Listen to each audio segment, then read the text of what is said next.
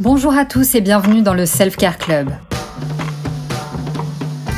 Moi, c'est Alice, experte de ces petites choses qui enjolivent notre quotidien.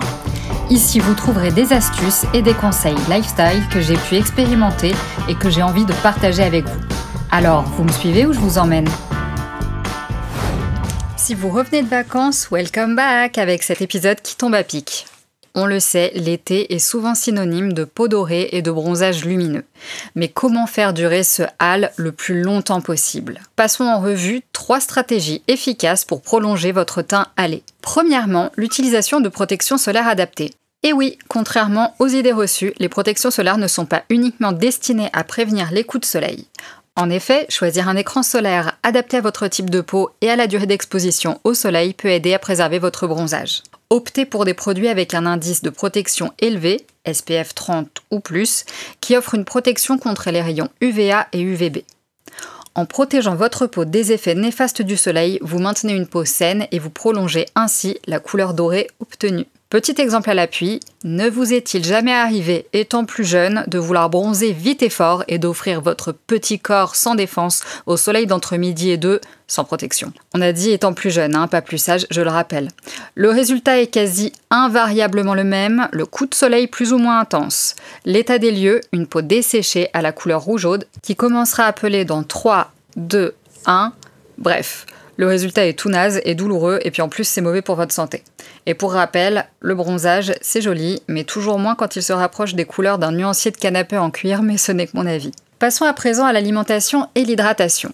En effet, une alimentation riche en bêta-carotène peut contribuer à intensifier et à prolonger votre bronzage, puisque les aliments comme les carottes, les patates douces, les épinards et les tomates sont riches en bêta-carotène, un précurseur de la vitamine A qui favorise la production de mélanine, responsable de la couleur de la peau. Mais pas seulement. Votre peau a également besoin d'aliments riches en lycopène, vitamine C, vitamine E, en oméga 3 et en sélénium. De plus, il est indispensable de rester bien hydraté en buvant beaucoup d'eau tout au long de la journée et en consommant des aliments hydratants comme le concombre, la pastèque ou les melons, car une peau bien hydratée retient mieux son bronzage et paraît plus éclatante. Et puis finalement, est-ce que l'on ne prolonge pas un peu les vacances en continuant avec de grandes salades colorées et en sirotant du thé glacé tout au long de la journée ? À ce propos, ça vous dit une idée de repas composé uniquement d'ingrédients qui aident à prolonger le bronzage ? Je vous en ai glissé une dans l'article du même sujet que cet épisode et comme d'habitude, le lien est en description. Terminons en beauté avec les soins corporels,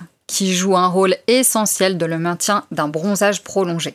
Après une exposition au soleil, votre peau a tendance à s'épaissir et à s'assécher. Je vous recommande donc d'utiliser un gommage doux, une fois toutes les 2 semaines environ, et des crèmes hydratantes riches en agents nourrissants, comme le beurre de karité ou l'huile d'argan par exemple.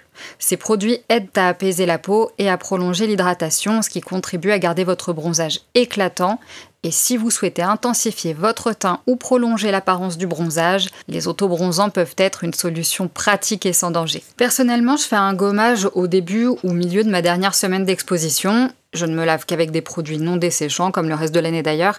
Et ensuite, j'hydrate comme une psychopathe. C'est-à-dire que j'utilise du gel d'aloe vera, connu pour hydrater en profondeur et apaiser, puis j'ajoute une couche de mon hydratant habituel, comme un lait hydratant ou une huile par-dessus. Mais pas tous les jours, puisque j'alterne avec un lait dans lequel je rajoute parfois un peu d'huile, et d'autres fois je mets juste de l'huile.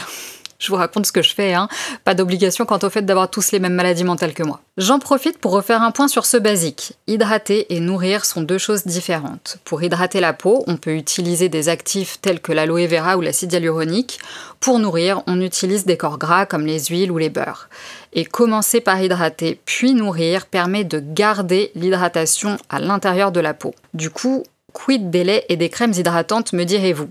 Eh bien, ce sont des émulsions, donc d'eau et de gras, comme la mayonnaise, ce qui en fait des soins très complets. En bref, en suivant ces conseils simples mais toujours efficaces, vous pourrez profiter plus longtemps de votre bronzage estival tout en prenant soin de votre peau. N'oubliez pas que l'essentiel réside dans une combinaison de protection solaire, d'alimentation adaptée et de soins corporels réguliers pour maintenir un teint lumineux et une peau en bonne santé.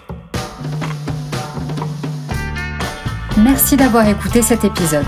Si ça vous a plu, inscrivez-vous à ma newsletter gratuite Self Care Club, un rendez-vous court et hebdomadaire où j'aime partager 2 choses qui ont embelli ma semaine, parfois des idées, des recettes, des lectures, des conseils. Je vous laisse le lien dans la description de l'épisode. À très vite!